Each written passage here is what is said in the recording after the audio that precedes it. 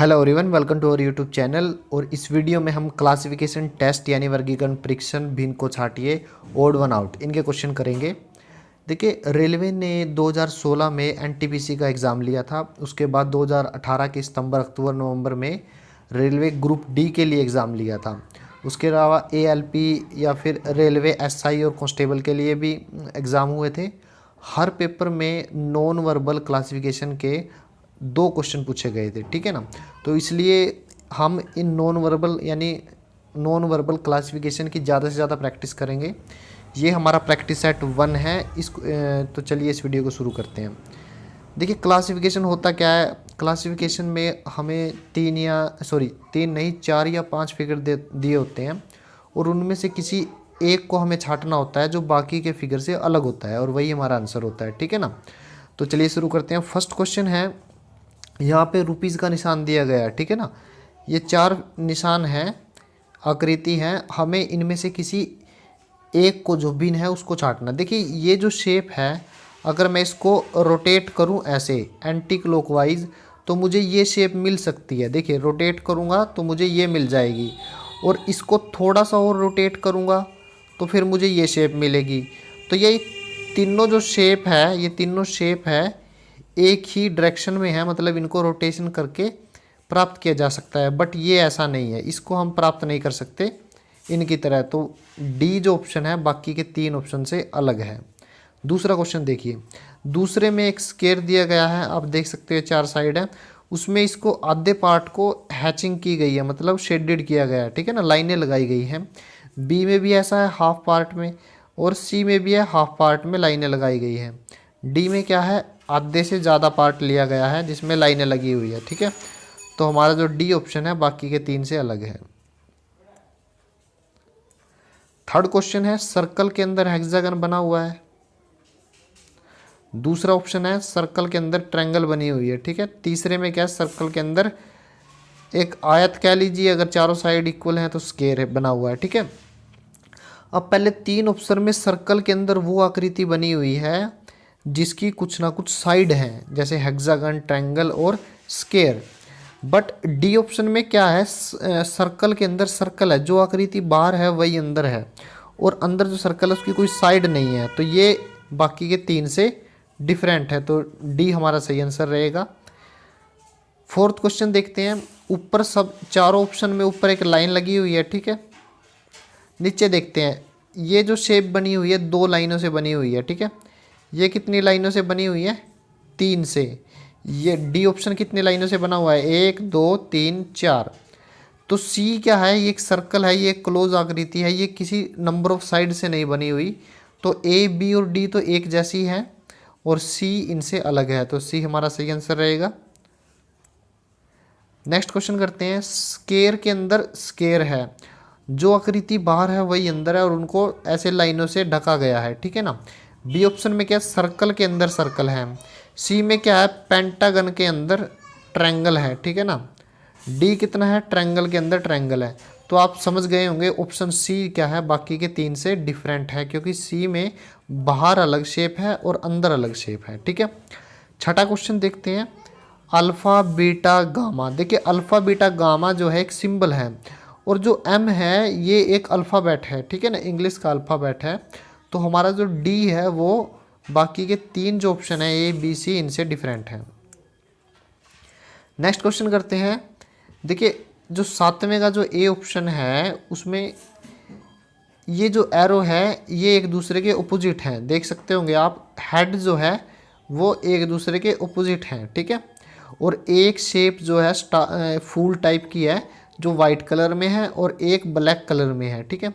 B option में देखिए, ये जो एरो के हेड हैं वो एक दूसरे के अपोजिट हैं, और एक वाइट शेप है, एक ब्लैक शेप है। तीसरे में देखिए, तीसरे में जो हेड हैं अपोजिट नहीं है, एक दूसरे के अपोजिट नहीं है, एक ही डायरेक्शन में है। डी में क्या है, डी में एक दूसरे के अपोजिट हैं, तो मतलब सी ऑप्शन हमारा बाकी के 3 से डिफरेंट है। 8वां क्वेश्चन करेंगे। एम की वाटर इमेज यानी जल प्रतिबिंब दिया गया है नीचे, वी की वाटर इमेज भी नीचे दी गई है, ये वाटर इमेज नहीं है सी में। एन की वाटर इमेज ऐसी नहीं होती, ये तो एज इट इज़ दी गई है, ठीक है ना। तो सी ऑप्शन अलग है। टी की वाटर इमेज नीचे दी गई है, तो सी बाकी के 3 ऑप्शन से अलग है। नेक्स्ट क्वेश्चन करते हैं। एम एन ओ और न्यू, ये देखिए सिंबल है, बाकी के 3 ये क्या है, अल्फ़ाबेट हैं, तो जो डी ऑप्शन है बाकी के 3 से अलग है। 10वां क्वेश्चन करते हैं। एक लाइन के दो तरफ 2 डॉट लगाई गई है और ऊपर क्या है, एक सर्कल है, ठीक है ना। बी में भी एक सर्कल है, लाइन के दोनों तरफ एक एक डॉट है। तीसरे में क्या है, दोनों डॉट एक ही साइड में, ऑपोजिट नहीं है, तो सी बाकी के दो, ए और बी से तो अलग हो गया। डी और देख लेते हैं, डी में भी एक लाइन, उनके दोनों तरफ डॉट लगी हुई है, तो सी हमारा बाकी के 3 से अलग है। नेक्स्ट क्वेश्चन करते हैं। 11वें क्वेश्चन में देखिए ए एल टी वी, देखिए ए जो है वावल है और एल टी वी क्या है, कॉन्सोनेंट है, तो ए बाकी के 3 से अलग है। अब दूसरे तरीके से भी इसको अलग देख लेते हैं, वैसे अगर होता हो हम अल्फ़ाबेट नंबर लगा के देखते हैं।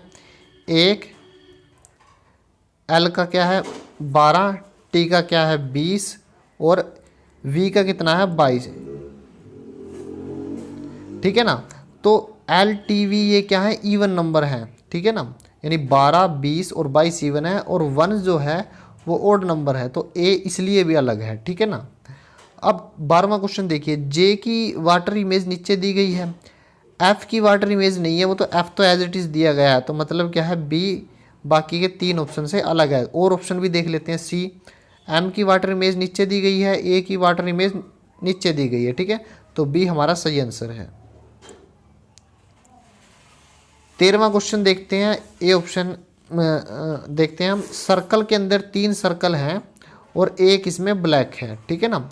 और दूसरे ऑप्शन में ट्रायंगल के अंदर 3 ट्रायंगल दी गई हैं जिसमें एक ब्लैक है, और तीसरे में स्क्वायर के अंदर 3 स्क्वायर दिए गए हैं जिसमें 2 ब्लैक है। अब यहाँ पे एक ब्लैक नहीं है, 2 ब्लैक हैं। डी में देखिए पेंटागन के अंदर 3 पेंटागन दिए गए हैं और एक ब्लैक है, तो मतलब सी ऑप्शन क्या है, अलग है। 14वां क्वेश्चन देखते हैं। एस की मिरर इमेज, वाटर इमेज नहीं, मिरर इमेज दी गई है। एल की मिरर इमेज है, एन की भी मिरर इमेज है, बट यहाँ पे जो टी की मिरर इमेज नहीं है, वाटर इमेज दी गई है, तो डी ऑप्शन अलग है। नेक्स्ट क्वेश्चन करते हैं। ए का जो अल्फ़ाबेट नंबर है 1, डी का है 4, ओ का है 15। अब यू का 23 दिया गया है। देखिए 23 जो होता है वो डब्ल्यू का होता है, ठीक है ना। यू का होता है 21, यू का 21, वी का 22 और डब्ल्यू का 23, तो डी जो है वो हमारा सही आंसर है। ये बाकी के 3 ऑप्शन से अलग हैं। 16वें में देखिए ए ऑप्शन में 2 पैरेलल लाइन दी गई है, बी ऑप्शन में 2 पैरेलल लाइन है, सी में भी 2 पैरेलल लाइन है, डी में देखिए 2 लाइनें तो दी गई है but they are not parallel, तो डी जो ऑप्शन है वो बाकी के 3 से अलग है। 17वां क्वेश्चन देखिए।